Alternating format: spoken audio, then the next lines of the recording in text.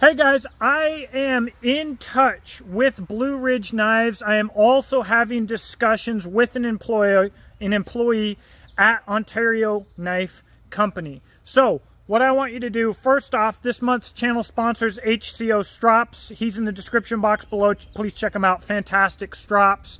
Also, of course, you can support this channel, Patreon, affiliate links, doggone coupon code to Kentuckiana Gun Works, my own website, Exodus Knife and Tool and Beach and Tactical for custom handmade slings and absolutely premium production knives. Now, all right, Ontario went out of business, okay? They sold. I said this was going to happen years ago and everybody mocked me, okay? And everybody got pissed off and all whining. It was this big deal. Distributors were reaching out to me. Stores were reaching out to me. Ontario was reaching out to me. Very unhappy. I called it, okay? Now people are mad because Ontario sold to Blue Ridge Knives. Blue Ridge Knives is not maintaining the factory and is not hiring those employees. That does suck. I don't know why they aren't, all right? But I'm sure that there are good reasons. Now, this can still be a win-win situation. Blue Ridge Knives says that they are in fact planning to still have a line of American-made knives. So what we could have, Lord willing, I hope that we see the Spec Plus line of classic knives from Ontario with better handles, all right? And I hope we see the Ranger series of knives designed by Justin Gingrich brought back into production by Blue Ridge Knives. We could see better fit, finish, and quality than we got from Ontario, and we could see these classics being done justice. That would be a win. I will be talking to Justin about possibly on probably a podcast in a video. Justin Gingrich, he will be here. We'll be talking about that.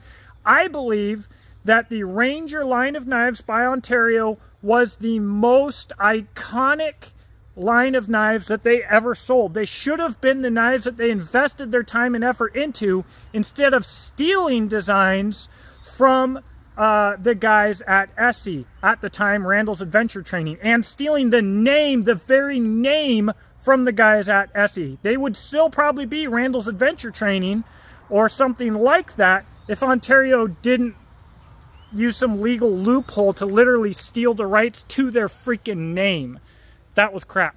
But, so instead of focusing on the Rat 3, the Rat 6, and the Rat 7, or whatever it was that they did, I wish they would have focused their attention on the Ranger series of knives. I hope now that Blue Ridge Knife Company does that, American manufacturing, that'd be a huge win.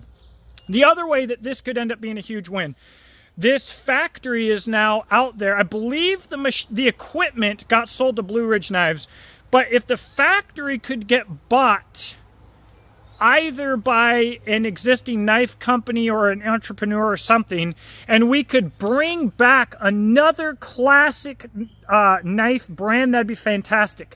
Queen Cutlery was a sister company to Ontario Knife Company that went out of business 5 or 8 years ago, right?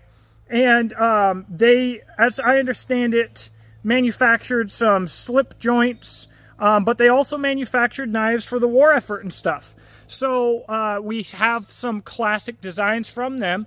These guys in the Ontario factory, right? If someone could go in, buy these employees up, buy whatever they can up, and run this factory and resurrect another American cutlery brand, but this time actually get some good management, get some people in there that actually care about knives, listen to your customers, this situation could be an absolute win for the American customer. It could be an absolute win for the guys at Ontario who could finally have the quality, they could finally be given the time and the money and the investment to produce the quality knives that they should have been producing already, right? This could be a win-win. That's what I'm hoping for. That's what I'm praying for. Like I said, I'm going to be talking to Justin Gingrich. I'm in contact with Blue Ridge Knives. I'm going to be talking to them about a few things that need to be improved on the Spec Plus line and some other stuff. And I'm talking to an employee at Ontario Knife Company. I'm very interested in this. I would like to be personally invested in this. I tried to help Ontario Knife Company multiple times. Like, I put way more effort into them than I should have. I would do the same for Blue Ridge, but they probably don't need me as much. I think that they probably know what they want to do. I'd still be happy to help them so long as they're doing American-made knives. And I'd be happy to help a new Ontario startup here. But what we need, guys, we need good management, but also we need suits. You need suits. You need number crunchers, right? But you need someone with some weight and authority in the brand that is a knife nerd and an outdoor guy. Okay, we've got some knife nerds that are out there that are just selling designs based on bling, on eye factor, on whatever. Okay, but that's not what these brands, these outdoor brands, need to only consist of. You need guys out there in the field having say in the business, or at the very least have suits that are listening to a few outdoor professionals in the industry and taking notes and really giving them weight. And also, you know what? If you're going to use guys to help you design your knives or refine your knives, let's show some appreciation for that. So anyways, guys, there's been a lot of negativity here at Blue Ridge Knives for not hiring these employees back. Look, I don't know why it happened. Maybe it was wrong of them to not do. Maybe it was right. But they're crunching the numbers and their responsibilities to their existing employees. So if they looked at the shop and the employees and they said that will lose us money and that's a liability, they need to move on. They need to do what they're going to do. And if they make better knives in America under the Ontario brand, great. But these employees back here, they had the ability to make some good knives. And I believe because of management and mishandling and all kinds of crap, they weren't able to.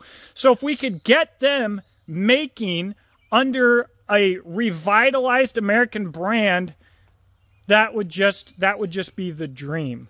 I would actually want to become involved personally with them if they weren't in New York. I don't want anything to do really with New York. But anyways, guys, if you don't know anything about business, right? You don't own a business, you have no employees, you have no investments of your own, you have no idea what Blue Ridge Knives was looking at when they bought the company. You have no idea what they were considering. You have no idea the conditions or the overhead at that factory. Maybe the factory is run to the ground. I don't know. Don't be getting all pissy with Blue Ridge Knives. Like, I understand getting emotional about it, but like some people are getting a little bit weird about this. All right? It really does suck that 57 people lost their jobs. I have no doubt, however, that a lot of those people, maybe in management, maybe some of the workers, a lot of them needed to lose their jobs because Ontario Knife Company was producing crap for half a decade or more. And their warranty department and people were absolutely clueless, had no idea about knives. They told me, documented this, they told me that when my handle came loose and I wanted to turn it back for a warranty, they told me that they would use glue and tape to fix it and send it back to me.